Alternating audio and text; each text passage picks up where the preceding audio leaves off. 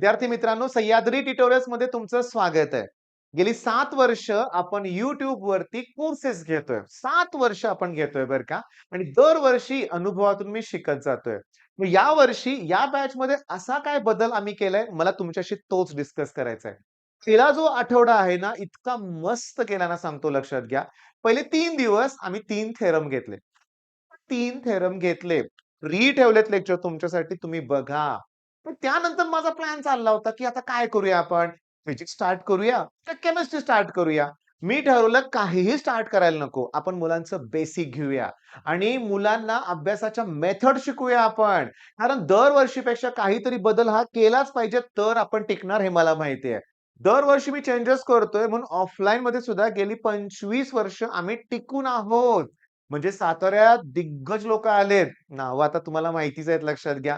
साताऱ्यात दिग्गज लोकं आलेले आहेत. अकॅडमीची लोकं आलेत आणि ही जेव्हा लोकं आलेत ना साताऱ्यात, बाकीच्या क्लासवर काही इफेक्ट झाला असेल जाऊ दे. माझे ॲडमिशन्स डबल झालेत. डबल झालेत लक्षात घ्या. का?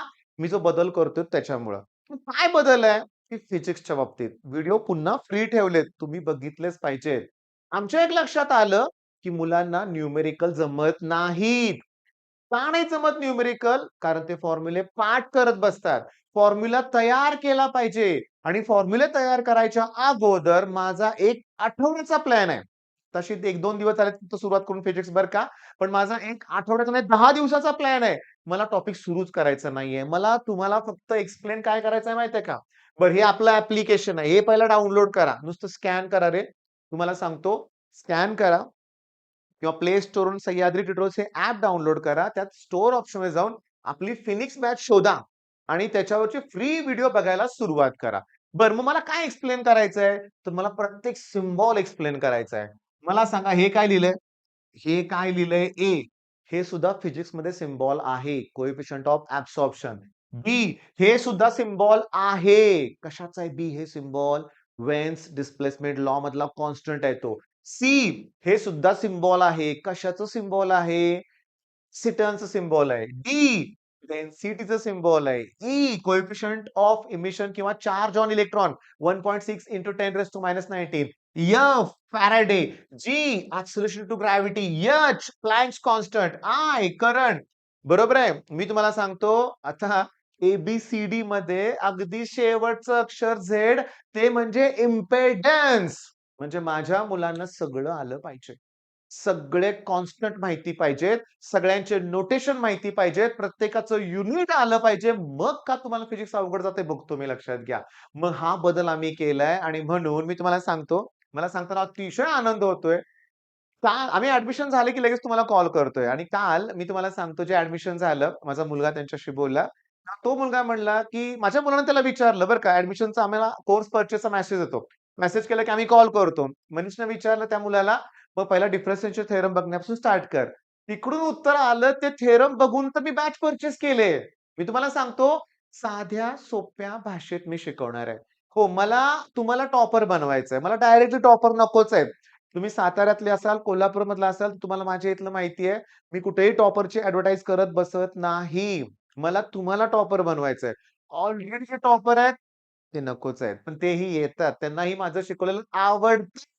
मग आता काय तुमच्या लक्षात आलंय, की सगळे सिम्बॉल आले पाहिजेत. अरे जू म्हणजे जे सॉरी जे म्हणजे जूल हे मला म्हणायचं होतं. के म्हणजे केल्विन. एल म्हणजे ना एल म्हणजे काय? Angular momentum. एल म्हणजे काय? Self inductance. एल म्हणजे काय? लेंथ पण आहे रे बाळांनो. एम म्हणजे मॅग्नेटायझेशन. स्मॉल एम म्हणजे magnetic dipole moment. Small M म्हणजे कोण आहे? मास. हे तुम्हाला शिकवायचंय मला. एन म्हणजे काय? Number of turns.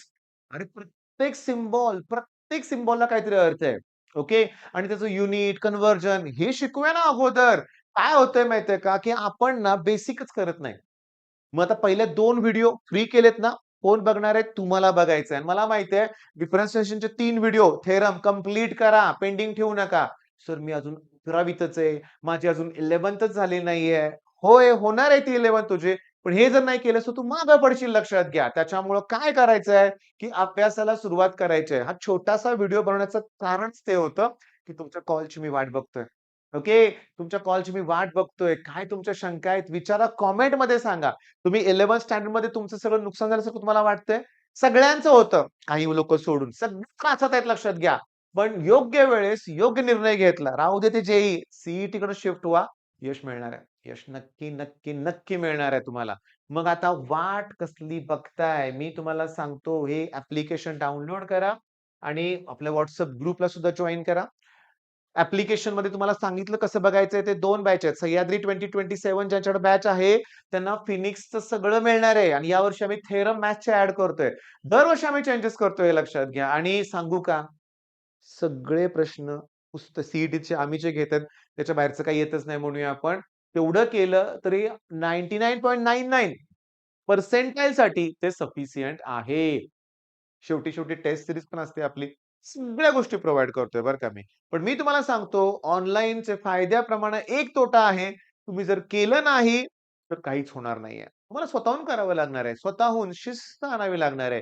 कशासाठी हे ऑनलाईन पाहिजे? का हे ऑनलाईन? काय फायदा काय याचा? अरे, सगळ्यांची परिस्थिती नाहीये लाखो रुपये भरण्याची. नाहीये.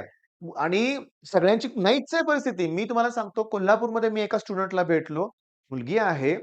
सोलापूरहून तिनं कोल्हापूरला ॲडमिशन घेतलंय क्लाससाठी म्हणूया आपण आणि क्लासच्या हॉस्टेलचीच फी 36,000 आहे वर्षाची. ॲक्चुअली त्यातले 2 महिने सुट्टीच असते लक्षात घ्या. म्हणजे 10 महिन्याची 36,000 नुसती हॉस्टेलची फी, मेस वेगळे, क्लासचे वेगळे. त्या पालकाला जमणार आहे का हे? नाही. मग हे जे ऑनलाईन आम्ही देतोय, नाममात्र त्याची 5,000 फी मध्ये त्यात व्हिजन बॅच पण म्हणजे सॉरी क्रॅश कोर्स पण त्याच्यामध्येच आहे. ओके.